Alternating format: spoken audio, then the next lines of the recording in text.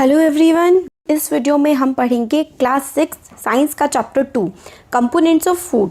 देखिए, इससे पहले वाले चैप्टर में हम लोगों ने इंग्रेडिएंट्स पढ़े थे कि फूड में कोई भी आप खाना बना रहे हैं, सपोज करिए कि आप इडली बना रहे हैं, तो इडली में क्या क्या पड़ेगा, राइस पड़ता है, उड़द की दाल पड़ेगी, नमक पड़ेगा, है ना, और पानी पड़ेगा। तो ये सारे के सारे इडली के इंग्रेडिएंट्स होते हैं। तो इंग्रेडिएंट्स के बारे में हमने पहले पढ़ा था। इसमें हम कंपोनेंट्स ऑफ फूड में इंग्रेडिएंट्स हो गए जो हमें ऊपर चीज़ें दिखती हैं। कंपोनेंट्स फूड के होते हैं जो फूड में चीज़ें प्रेजेंट होती हैं, वो कंपोनेंट होते हैं फूड के, है ना। तो मील कंसिस्ट ऑफ, मील का मतलब होता है खाना। एक आप जो खाना खाते हैं उसमें क्या क्या होता है, चपाती होती है, दाल होती है। एक मिनट, हाँ, इसका ज़रा थोड़ा सा साइज़ कम कर लेते हैं, बहुत ज़्यादा मोटा हो जाता है फिर। ठीक है, हाँ, देखिए, आप जो खाना खाते हैं उसमें क्या क्या होता है, चपाती होती है, राइस होती है, दाल, ब्रिंजल कली, मतलब बहुत सारा खाना होता है जो भी आप खाते हैं। उन सब से हमें अलग अलग तरीके से न्यूट्रिएंट्स जो हैं वो मिलते हैं। अब इसमें स्टार्टिंग में यही सब बताया गया है कि अब आप ये बताइए कि जो अलग अलग तरीके का हम खाना खाते हैं उसमें क्या क्या प्रेजेंट होता है। What do different food items contain. तो अलग अलग फूड आइटम में अलग अलग इंग्रेडिएंट होते हैं। जैसे आप पंजाब की बात करें तो उसमें मक्का होता है, फिर उसके बाद राजमा होता है, पंजाब में खाने में हर जगह होता है। तो स्पेसिफिकली पंजाब की बात अगर हम करें, सरसों का साग हो गया, घी और दही काफ़ी ज़्यादा खाई जाती है वहाँ पे। तो अलग अलग इंग्रेडिएंट्स जो हैं वो यूज़ किए जाते हैं खाने में। और ये खाना जो हम खाते हैं इससे हमें क्या मिलता है, इससे हमें न्यूट्रिशन मिलता है। मतलब क्या होता है, इससे हमारी सेहत बनती है। तो देखिए, दीज कंपोनेंट्स जो होते हैं, यहाँ से देखते हैं, जो बहुत सारा खाना होता है, बहुत सारे इंग्रेडिएंट्स होते हैं। These ingredients contain sub components that are needed by our body. These components are called nutrients. तो इंग्रेडिएंट्स जो कि खाने में पड़े हुए होते हैं ना, उसमें काफ़ी सारे कंपोनेंट्स होते हैं जो हमारी बॉडी के लिए काफ़ी ज़्यादा ज़रूरी होते हैं। और जो कंपोनेंट हमारी बॉडी के लिए ज़रूरी होते हैं, हमारी बॉडी को फ़ायदा पहुँचाते हैं, उनको हम न्यूट्रिएंट्स बोलते हैं। तो major nutrients in our food are named as carbohydrate, protein, fats, vitamins and minerals. तो ये क्वेश्चन बहुत ज़्यादा इंपॉर्टेंट है आपके एग्ज़ाम के लिए। आप लोग बोलते हैं ना कि मतलब एग्ज़ाम के लिए जो इंपॉर्टेंट चीज़ होती है वो बताया करिए, तो मैं ट्राई करती हूँ बताने की, और अब से मैं ध्यान रखूँगी कि हर चैप्टर में जो भी पढ़ाऊँ आपको पूरा बता दूँ कि ये वाली चीज़ बहुत इंपॉर्टेंट है। तो देखिए, एग्ज़ाम में बहुत ज़्यादा पूछा जाता है कि न्यूट्रिएंट्स क्या होते हैं, और मतलब एग्जाम्पल बताने हैं। तो मेजर न्यूट्रिएंट्स जो होते हैं हमारे खाने में वो होते हैं carbohydrates, proteins, fats, vitamins and minerals. तो carbohydrate, protein, fat, vitamin, mineral, ये हमारे खाने के काफ़ी ज़्यादा इंपॉर्टेंट इंग्रेडिएंट्स होते हैं, और ये हमें काफ़ी न्यूट्रिएंट्स प्रोवाइड करते हैं। और हम जो खाना खाते हैं, इन न्यूट्रिएंट्स के अलावा डाइटरी फाइबर्स और वाटर जो है वो भी हमारी बॉडी के लिए बहुत ही ज़्यादा ज़रूरी होता है। तो हमारी बॉडी के लिए क्या क्या इंपॉर्टेंट है, carbohydrate, protein, fats, vitamins, minerals. उसके एडिशन में डाइटरी फाइबर्स और वाटर। डाइटरी फाइबर्स होते हैं जो हमें फ्रूट से मिलते हैं, जैसे कि आपके जो खाने को पचाने का काम करते हैं ना, हेल्प करते हैं, बहुत ज़्यादा सारा का सारा खाना एब्जॉर्ब हो जाए, वो डाइटरी फाइबर्स होते हैं। वो हमें मेनली मिलते हैं कच्चे खाने से, जैसे कि फ्रूट्स हो गया। हम लोग खाना, तो इसमें यही बता रहे हैं कि हम लोग खाना पका के खा लेते हैं, और अगर हम लोग कच्चा खाना खाते हैं उससे हमें मेनली डाइटरी फाइबर्स मिलते हैं, जैसे कि फ्रूट्स से। तो वही है, वाइल सम सिंपल मेथड्स जो है हम लोग क्या कर सकते हैं, टेस्ट भी कर सकते हैं। बहुत सारे मेथड्स होते हैं जिनसे हम लोग पता कर सकते हैं कि कौन से वाले खाने में क्या क्या चीज़ प्रेजेंट है। तो test for the presence of carbohydrates, proteins और फैट्स, ये जो हैं are simpler to do as compared to the test for other nutrients. तो जो कार्बोहाइड्रेट का टेस्ट करना, प्रोटीन्स का टेस्ट करना और फैट्स का टेस्ट करना काफ़ी ज़्यादा सिंपल होता है, और हम पता कर सकते हैं कि कौन से खाने में कार्बोहाइड्रेट्स, प्रोटीन्स और फैट्स प्रेजेंट है। और आपकी 6th क्लास में यही आपको बताया गया है कि कार्बोहाइड्रेट, फैट, प्रोटीन्स कौन से वाले खाने में आपको प्रेजेंट मिलेंगे। तो देखिए, for carrying out these test हम लोगों को क्या क्या करना होगा। हम लोगों को फैट्स, कार्बोहाइड्रेट और जो प्रोटीन है, इसमें किस किस चीज़ की ज़रूरत पड़ेगी टेस्ट करने में। तो आयोडीन, कॉपर सल्फेट और कॉस्टिक सोडा, इन 3 चीज़ों की हमें ज़रूरत पड़ेगी। तो आपको क्या करना है, try these test on cooked food items as well as raw material. तो आयोडीन, कॉपर सल्फेट और कॉस्टिक सोडा, इनका टेस्ट आप खाने पे कर सकते हैं और कच्चे खाने पे भी कर सकते हैं। तो आपको कुछ ऑब्जर्वेशन लेनी पड़ेंगी, और फिर उसके बाद आपको बताया, मतलब आगे चैप्टर में बताएंगे कि कैसे कैसे क्या क्या करना है। तो आप कैसे बना सकते हैं सॉल्यूशन। तो अगर हम सबसे पहले इसमें क्या कह रहे हैं, कार्बोहाइड्रेट का टेस्ट करने के लिए कह रहे हैं। तो पहले बताते हैं कि there are many types of carbohydrate, बहुत तरीके के कार्बोहाइड्रेट होते हैं, मगर मेन जो कार्बोहाइड्रेट है जो हमारे फूड में मिलता है वो किस फॉर्म में होता है, are in the form of starch and sugar. तो देखिए कार्बोहाइड्रेट कई सारे टाइप्स का होता है, मगर मेनली जो हमें खाने में मिलता है, हमारे खाने में जो मेनली प्रेजेंट होता है ना, वो स्टार्च और शुगर प्रेजेंट होता है। बाकी बहुत सारी चीज़ें प्रेजेंट होती हैं, बट मेनली जो प्रेजेंट होता है वो स्टार्च और शुगर हमारे खाने में हमें प्रेजेंट मिलता है। तो हम उसका टेस्ट कैसे कर सकते हैं। तो देखिए dilute solution of iodine can be prepared. Dilute solution का मतलब होता है किसी भी सोल्यूशन में अगर आप पानी मिला देंगे ना तो वो डाइल्यूट हो जाता है। तो डाइल्यूट सोल्यूशन का मतलब है कि जैसे कि आयोडीन का आपको डाइल्यूट सॉल्यूशन बनाना है तो उसमें कुछ पानी की ड्रॉप्स मिला दीजिए, है ना। कैसे, by adding few drops of tincture iodine to a test tube of half filled water. तो देखिए टेस्ट ट्यूब ऐसी करके होती है, ऐसे करके एक वो होती है, इसमें आधा पानी भरा हुआ है, सपोज करिए इसमें पानी भरा हुआ है और इसमें आप अंदर क्या डाल रहे हैं, टिंक्चर आयोडीन डाल रहे हैं, टिंक्चर आयोडीन डाल रहे हैं और इसको पानी के अंदर डाल रहे हैं, तो ये डाइल्यूट सॉल्यूशन बन जाएगा आयोडीन का। अब कॉपर सल्फेट सॉल्यूशन कैसे बना सकते हैं, can be dissolve bye preparing 2 gram of copper sulphate in 100 ml of water. तो वही टेस्ट ट्यूब के 100 ml वाटर में आप थोड़ा सा कॉपर सल्फेट डाल दीजिए तो कॉपर सल्फेट सॉल्यूशन बन जाएगा। और 10 ग्राम कॉस्टिक सोडा जो है अगर आप पानी में मिला देंगे तो कॉस्टिक सोडा का सोल्यूशन बन जाएगा। तो ये 3 सोल्यूशन ऐसे करके बन जाएंगे पानी में मिला के। अब यूज़ कैसे कैसे करेंगे, तो सबसे पहले है टेस्ट फॉर स्टार्च। स्टार्च क्या क्या किस चीज़ में होता है, तो देखिए जो कार्बोहाइड्रेट की एक फॉर्म होती है, कार्बोहाइड्रेट कई सारे टाइप्स का होता है मगर मेनली 2 टाइप का कौन कौन सा होता है, एक तो स्टार्च होता है और एक होते हैं शुगर्स। तो वैसे तो काफ़ी सारे टाइप के होते हैं मगर मेनली स्टार्च और शुगर होते हैं। अब टेस्ट फॉर स्टार्च, अब स्टार्च को कैसे टेस्ट कर सकते हैं ये इसमें बताया गया है। तो देखिए take a small quantity of food item और रॉ इंग्रेडिएंट। तो स्मॉल क्वांटिटी आप कोई सा भी थोड़ा सा आपको खाना लेना है और 2 से 3 ड्रॉप क्या करनी है आपको उसमें आयोडीन सॉल्यूशन की डाल देनी है। आपको थोड़ा सा जैसे खाने का पार्टिकल एक टुकड़ा ले लीजिए, सपोज करिए आप रोटी का, उस पर आपने आयोडीन सॉल्यूशन की 2-3 ड्रॉप डाल दी। आयोडीन सॉल्यूशन हमने टिंक्चर आयोडीन को पानी में मिला करके बनाया था। आपने अगर कोई चेंज ऑब्जर्व किया, अगर जो चीज़ है वो ब्लू ब्लैक कलर की हो गई है, जिस पे भी आपने जिस भी फूड आइटम पे आप लोगों ने स्टार्च डाला है, अगर वो ब्लू ब्लैक कलर की हो गई है तो इससे हमें पता लगता है कि उस फूड आइटम में स्टार्च प्रेजेंट है। अगर देखिए कोई चीज़ ब्लू ब्लैक कलर की हो जाती है तो इसका यही इंडिकेशन है कि उस खाने में स्टार्च प्रेजेंट है।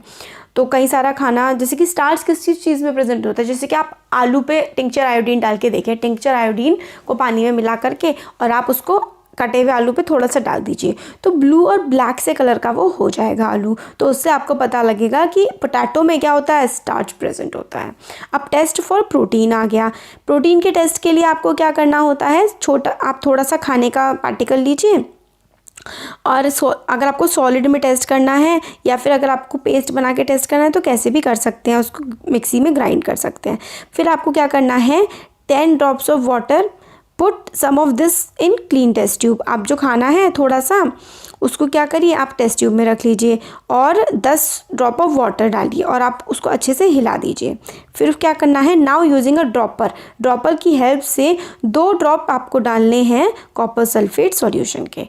तो कॉपर सल्फेट सॉल्यूशन के 2 ड्रॉप डालने हैं और कॉस्टिक सोडा के आपको 10 ड्रॉप्स डालने हैं। तो प्रोटीन के टेस्ट के लिए आपको क्या क्या चाहिए होता है, प्रोटीन के टेस्ट के लिए आपको चाहिए होता है क्या क्या, बताइए, आपको याद है तो बिल्कुल अगर ईमानदारी से वीडियो पॉज करके उसमें लिख दीजिए कमेंट सेक्शन में अगर आपको याद है तो देखिए आप प्रोटीन के लिए आपको चाहिए होता है क्या क्या, कॉपर सल्फेट, देखिए कॉपर COPPER कॉपर सल्फेट की 2 ड्रॉप आपको डालनी होती हैं और कॉस्टिक सोडा की आपको 10 ड्रॉप डालनी होती है। मतलब देखिए आपने एक टेस्ट ट्यूब ली, उसमें आपने जो खाना था ना आपने मिक्सी में पीस लिया था, उस खाने को 10 पानी की ड्रॉप डाल करके उस खाने को थोड़ा सा आपने यहाँ डाल दिया, ठीक है।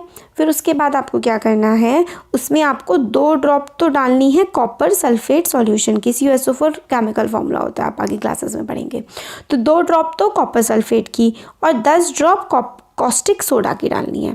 तो इस तरीके से आपने डाल दिया फिर आपको क्या करना है, अच्छे से उस टेस्ट ट्यूब को हिलाना है, खूब शेक करना है। फिर उसके बाद उसको कुछ मिनट के लिए ऐसे ही छोड़ देना है। और अगर वॉयलेट कलर आ गया तो आपको पता लग जाएगा कि उस चीज़ में प्रोटीन प्रेजेंट है। तो अगर देखिए स्टार्च का टेस्ट आपने किया था, स्टार्च के टेस्ट में कौन सा कलर आ रहा था, ब्लू ब्लैक कलर आ रहा था, टिंक्चर आयोडीन। आपने आयोडीन टेस्ट होता है स्टार्च के लिए, तो आपने आयोडीन टेस्ट किया, ब्लू ब्लैक हो गया, तो इसका मतलब उस फूड आइटम में स्टार्च प्रेजेंट है। प्रोटीन की प्रेजेंस के लिए आप कैसे करेंगे, तो देखिए प्रोटीन के लिए आप लोगों ने कॉपर सल्फेट का सोल्यूशन लिया और उसमें क्या था, कॉपर सल्फेट में एक चीज़ और थी, कॉपर सल्फेट के साथ आप लोगों ने यहाँ पे देखिए कॉस्टिक सोडा लिया था। तो कॉपर सल्फेट की 2 ड्रॉप थी और कॉस्टिक सोडा की 10 ड्रॉप थी। और अगर खाने में डाला आपने उस टेस्ट ट्यूब में जो खाना था, फिर उसको थोड़ी देर हिलाया, फिर ऐसे ही रख दिया, अगर जो कलर था वो वॉयलेट कलर का हो गया तो इसका मतलब है प्रोटीन उस खाने में प्रेजेंट है। तो ये प्रोटीन का हो गया और कार्बोहाइड्रेट का टेस्ट हो गया है। अब जो देखिए फ़ैट का टेस्ट तो देखिए बहुत ही ज़्यादा सिंपल है। फ़ैट का मतलब क्या होता है, ऑयल जैसा आ जाना, ऑयली फूड का फैटी फूड कहते हैं कि वो फैट वाला खाना है। तो आप क्या कर सकते हैं, आप पराठा लीजिए, पराठा लिया आपने और आप वाइट कलर की शीट लीजिए, अपना पेपर ले लीजिए कॉपी का, और क्या करिए, आप आपने शायद बहुत बार देखा भी होगा, उस शीट को अपने पराठे पे दबा दीजिए, तो आप देखेंगे कि ऑयल जैसा कुछ आ जाएगा आपके उस पर पेपर पर। तो यही जो है टेस्ट है फ़ैट का, इसी से हमें पता लगता है कि उस जो खाने में फ़ैट प्रेजेंट है। यही पूरा का पूरा हमें इस वाले में बताया गया है। तो तीनों टेस्ट आपने देख लिए, किस किस के देखे, आपने कार्बोहाइड्रेट का, प्रोटीन का और फैट्स का टेस्ट देख लिया है। कार्बोहाइड्रेट के टेस्ट में हम लोग टिंक्चर आयोडीन का सोल्यूशन ले रहे थे, और अगर ब्लू मतलब वैसा हो जाता ना ब्लैक सा, तो क्या हमें पता लग जा रहा था कि उसमें कार्बोहाइड्रेट प्रेजेंट है। कार्बोहाइड्रेट की 2 फॉर्म होती हैं, स्टार्च और शुगर। फिर उसके बाद हम लोगों ने देखा था, ये देखिए यहाँ पे प्रोटीन का टेस्ट देखा था। तो प्रोटीन के टेस्ट के लिए हम लोगों ने कॉपर सल्फेट का सॉल्यूशन लिया था और 2 ड्रॉप डाली थी और कॉस्टिक सोडा, और अगर वॉयलेट कलर का फूड आइटम हो गया था तो मतलब प्रोटीन प्रेजेंट है। और फैट के लिए तो हम लोगों ने उसको पराठे को पेपर के बीच में रखा, दबाया, तो और अगर ऑयल की ड्रॉप्स जैसी बन गई पेपर पे तो मतलब फ़ैट प्रेजेंट है। तो हम लोगों ने 3 चीज़ों का देख लिया। हम लोगों ने टेस्ट किया फूड आइटम्स को 3 चीज़ों के लिए, कार्बोहाइड्रेट, प्रोटीन और फैट्स के लिए। और काफ़ी इम्पॉर्टेंट जो है न्यूट्रिएंट्स हमें देते हैं, क्या चीज़ है, विटामिन और मिनरल्स भी बहुत ज़्यादा इंपॉर्टेंट होते हैं हमारे खाने में। तो फैट्स, प्रोटीन्स, विटामिन्स, मिनरल्स, ये सारे के सारे हम लोगों को न्यूट्रिएंट्स प्रोवाइड करते हैं। तो इन न्यूट्रिएंट्स की हमें ज़रूरत क्यों होती है, ये भी हमें बताना है। तो what do various nutrients do for our body, तो ये अलग अलग न्यूट्रिएंट्स जो हैं ये हमारी बॉडी के साथ क्या करते हैं। तो देखिए कार्बोहाइड्रेट्स जो हैं, अब हमें फंक्शंस पढ़ रहे हैं हम लोग कि जो न्यूट्रिएंट्स हैं ये हमारी बॉडी को कैसे कैसे फ़ायदा पहुँचाते हैं। तो देखिए कार्बोहाइड्रेट जो है ना वो हम लोगों को एनर्जी प्रोवाइड करते हैं। कार्बोहाइड्रेट का मेन काम होता है हमारी बॉडी को एनर्जी प्रोवाइड करना, और फैट्स जो हैं वो भी हमें एनर्जी प्रोवाइड करते हैं। मगर देखिए फ़ैट जो है वो कार्बोहाइड्रेट से भी ज़्यादा जो है हमें एनर्जी प्रोवाइड करते हैं, मगर फ़ैट से हमारी बॉडी पे काफ़ी ज़्यादा फैट चढ़ जाता है, आपको पता ना मोटापा चढ़ जाता है। तो food containing fats and carbohydrates, इनको हम एनर्जी गिविंग फूड बोलते हैं। वेरी इंपॉर्टेंट फॉर एग्ज़ाम्स, बहुत इंपॉर्टेंट है कि एनर्जी गिविंग फूड्स क्या होते हैं। तो देखिए फैट्स, कार्बोहाइड्रेट्स जो होते हैं ना, ये दोनों के दोनों एनर्जी गिविंग फूड होते हैं।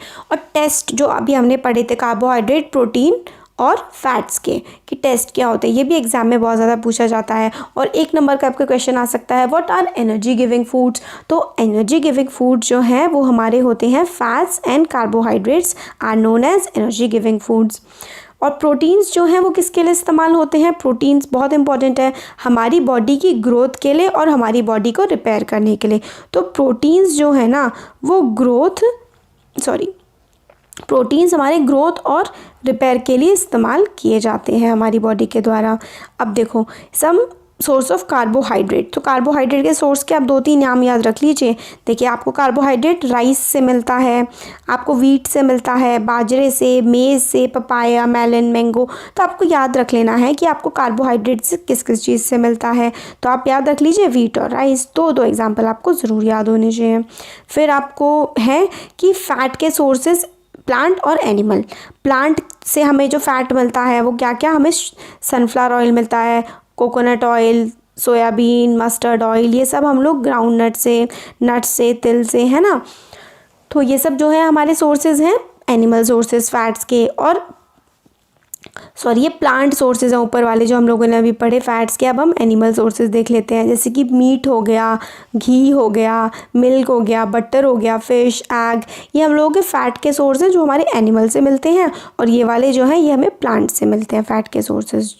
अब हमें बताया गया है इन दोनों में क्या क्या प्रोटीन के सोर्सेज जो प्लांट से और एनिमल से मिलते हैं। तो प्लांट से आपको कौन कौन से प्रोटीन के सोर्सेज होते हैं, पीज़ जो आप मटर होती है ना, मटर काफ़ी ज़्यादा प्रोटीन प्रोवाइड करती है हमारी बॉडी को, ग्राम हो गई, मूंग हो गई, तूर की दाल, बीन, सोयाबीन, ये सारे के सारे प्रोटीन के बहुत ही अच्छे सोर्सेज होते हैं। फिर अगर आप एनिमल सोर्सेज की बात करें तो दूध हो गया, मछली, मीट, अंडे, पनीर, ये हमारे एनिमल सोर्सेज होते हैं प्रोटीन के। और हमारे एनर्जी गिविंग फूड कौन से होते थे, फैट एंड कार्बोहाइड्रेट्स को हम एनर्जी गिविंग फूड कहते हैं। और बॉडी बिल्डिंग फूड किसे कहते हैं, प्रोटीन को। तो देखिए हाइट के लिए, हाइट बढ़ाने के लिए आप लोग 6th क्लास में आप लोगों को डेली 2 ग्लास दूध पीना चाहिए, कि उससे क्या होता है, प्रोटीन, दूध पीना चाहिए और दालें बहुत खानी चाहिए, सारी दालों में काफ़ी ज़्यादा प्रोटीन होता है। तो हाइट इंक्रीज़ करने के लिए सबसे ज़्यादा इंपॉर्टेंट रोल प्ले करता है प्रोटीन। तो हमें दूध अच्छे से पीना चाहिए और प्रोटीन वाली डाइट लेनी चाहिए, मतलब दालें वगैरह खूब खानी चाहिए। नॉन वेजिटेरियन हैं आप तो एग, फिश और ये सब चीज़ें खा सकते हैं।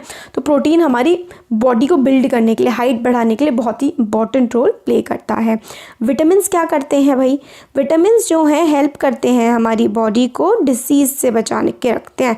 तो विटामिन्स का मेनली जो काम होता है वो होता है हमारी बॉडी को डिसीज़ से, बीमारियों से बचा के रखना, और हमारी आँखों को, हमारी बोन्स को, टीथ को, गम्स को भी विटामिन्स हेल्दी रखती हैं। तो हमारी आँखों को, हमारी हड्डियों को, दांत को, हमारे गम्स को, ये सब कौन हेल्दी रखता है, विटामिन्स हेल्दी रखते हैं।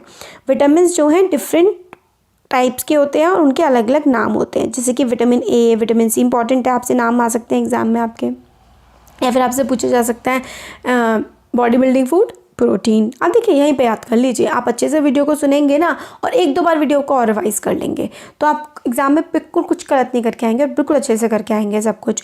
तो विटामिन के सोर्सेज क्या क्या होते हैं, विटामिन ए होता है, vitamin C, vitamin D, vitamin E, K, तो ए, सी, डी, ई, के, फिर विटामिन बी कॉम्प्लेक्स हो गया, ये सारे के सारे विटामिन होते हैं।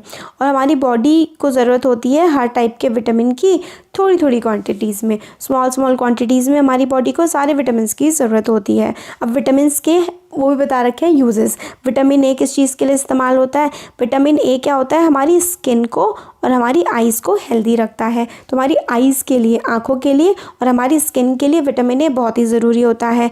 विटामिन सी जो है हमें हेल्प करता है बीमारियों से लड़ने में। तो विटामिन ए हमारी आई और हमारी स्किन के लिए बहुत अच्छा होता है। विटामिन सी हमें बीमारियों से लड़ने की शक्ति देता है। विटामिन डी जो है वो हमारी बॉडी, हमारी जो हड्डियां हैं, हमारी बोन्स, हमारे दांत कैल्शियम को तभी ही इस्तेमाल कर पाती हैं जब उनको विटामिन डी मिलता है। विटामिन डी का सोर्स बहुत अच्छा है, धूप में रहिए 1 घंटा, धूप में खेला करिए, मतलब सुबह की धूप, जैसे कि आप लोग असेंबली में रहते हैं ना, आपकी प्रेयर वगैरह होती है तो वो बहुत अच्छा सोर्स है, आप उसमें आराम से आपको विटामिन डी मिल जाता है। आप सुबह दूध पी के जाया करिए घर से, फिर विटामिन डी की हेल्प से आपकी बॉडी में कैल्शियम एब्जॉर्ब हो जाएगा। कैल्शियम हो गया, प्रोटीन हो गए, 2 चीज़ें जो है ना वो बहुत ही इंपॉर्टेंट सोर्स है ग्रोथ के लिए, हाइट बढ़ाने के लिए। तो देखिए विटामिन डी हेल्प करता है हमारी बॉडी को यूज़ करने में, बोन्स और टीथ, मतलब बोन्स और टीथ यूज़ कर पाते हैं उसको, विटामिन डी को, सॉरी देखिए कैल्शियम को यूज़ करने के लिए विटामिन डी हेल्प करता है, ये है बस बात। और फूड जो है काफ़ी सारे विटामिन में रिच होता है, हमें नीचे दिया गया है ये वाला, देखिए विटामिन ए के क्या क्या सोर्सेज होते हैं, मैंगो होता है विटामिन ए का सोर्स, कैरेट होता है, पपाया होता है। तो विटामिन ए हमें कहाँ से मिलता है, मैंगो, कैरेट और पपाया से। और विटामिन बी के क्या क्या सोर्सेज होते हैं, राइस, चावल जो हम खाते हैं, वीट खाते हैं, और लिवर जो जानवरों का होता है ना वो। और विटामिन सी के बहुत सारे फ्रूट्स जो होते हैं वो विटामिन सी का सोर्स होते हैं, जैसे कि आंवला, टमाटर, ऑरेंज, गुआवा, ग्रीन चिली, सारे के सारे विटामिन के आपको 2-2 एग्जांपल्स लर्न करने हैं, एग्जाम में पूछे जाते हैं। तो विटामिन ए में आप कर लीजिए मैंगो, सबका फेवरेट होता है मैंगो, पपाया। और विटामिन बी में आप कर लीजिए व्हीट राइस, रोज़ ही खाते हैं सब। और विटामिन सी में टमाटो हो गया, ऑरेंज हो गया, आंवला हो गया, ग्रीन चिलीज़ हो गई, तो ये विटामिन सी का सोर्स होती हैं। विटामिन डी हमें कहाँ से मिलता है? एक तो धूप से मिलता है, फिश से मिलता है, मिल्क और बटर से भी मिलता है। मेन सोर्स विटामिन डी का सन ही होता है। अब आयोडीन के क्या क्या सोर्सेज होते हैं? आयोडीन देखिए वैसे आजकल नमक में भी सरकार कहती है नमक में भी आता है, और जिंजर जो होता है ना, अदरक, उसमें भी होता है आयोडीन के सोर्स। फिश भी होती है, स्पिनच भी होता है। और देखिए हमारी बॉडी के लिए विटामिन डी जो है ये बताया गया है कि सनलाइट काफ़ी ज़्यादा ज़रूरी है। इनसफिशिएंट एक्सपोजर हमें मिल रहा है। पहले तो बच्चे बाहर घूमते रहा करते थे, आजकल तो पेरेंट्स बच्चों को धूप में नहीं निकलने देते हैं, तो ये सारे के सारे इश्यूज़ बन के आ रहे हैं। तो ये काफ़ी ज़्यादा इंपॉर्टेंट सोर्स है। तो अब नेक्स्ट आती है जो बात इम्पॉर्टेंट, कि इसमें ये बताया गया है कि कार्बोहाइड्रेट रिच फूड जो राइस जो है उसमें ज़्यादा कार्बोहाइड्रेट होते हैं और बाकी अदर न्यूट्रिएंट्स कम होते हैं, तो rice carbohydrate rich source food है। तो देखिए ऐसा होता है ना कि एक जो खाना है ज़रूरी नहीं उसमें सिर्फ कार्बोहाइड्रेट हो या सिर्फ प्रोटीन हो या सिर्फ विटामिन हो या फिर सिर्फ मिनरल्स हो। हर खाने में हर चीज़ थोड़ी थोड़ी मात्रा में प्रेजेंट होती है, और हो सकता है कोई चीज़ ज़्यादा हो, जैसे कि आंवले में विटामिन सी ज़्यादा होता है, राइस में कार्बोहाइड्रेट ज़्यादा होते हैं। तो ये इसमें बताया गया है। अब आता है next dietary fibres and water. Dietary fibres भी हमारी बॉडी को बहुत ज़्यादा ज़रूरत होती है। डाइटरी फाइबर्स को ही हम रफेज कहते हैं। रफेज जो है वो मेनली हमें मिलती है प्लांट प्रोडक्ट से अपने खाने में, जैसे कि होल ग्रेन्स हो गए, pulses, potato, fresh fruit and vegetables are the main source of roughage. तो फ्रेश फ्रूट्स जो होते हैं, पोटैटो हो गया, और होल ग्रेन्स होते हैं जैसे कि ज्वार, बाजरा, इनसे हम लोग को जो है डाइटरी फाइबर मिलता है, जिसे हम रफेज भी कहते हैं। ये हमारी बॉडी के लिए काफ़ी ज़्यादा असेंशियल है, क्योंकि जो हम खाना बल्क में खाते हैं, जैसे कि ऐसा होता है हम जो खाना खाते हैं वो हम लोग इंजेक्शन बाहर भी निकालते हैं हम लोग, तो बाहर निकालने के लिए अपनी बॉडी से एक बल्क में वो बाहर निकले, ईज़िली बाहर निकल जाए, इसीलिए हम लोगों को क्या रफेज की ज़रूरत होती है। रफेज और वाटर हमारे अनडाइजेस्टेड फूड को बॉडी से बाहर निकालने का काम करता है, तो इसलिए बहुत इंपॉर्टेंट है। और वाटर क्या करता है? हेल्प करता है, जो भी न्यूट्रिएंट्स है ना खाने में कैसे एब्जॉर्ब होते हैं, वाटर की हेल्प से एब्जॉर्ब होते हैं, और वेस्ट बाहर निकल जाता है। कैसे? यूरिन के, टॉयलेट के थ्रू, और स्वेट, पसीने के थ्रू। नॉर्मली जो वाटर है हम लोग पीते हैं, है ना, कैसे? वाटर के थ्रू, पानी, मिल्क, टी, इसके एडिशन में खाना जो है वो भी पानी में पकता है, तो उसके थ्रू भी हमारी बॉडी में पानी चला जाता है। और बहुत सारे जो फ्रूट्स होते हैं सब में देखिए पानी की मात्रा कितनी ज़्यादा होती है। लेमन आप कह लीजिए, और ऑरेंजेस वगैरह सारे फ्रूट्स में काफ़ी ज़्यादा पानी हमें देखने के लिए मिलता है।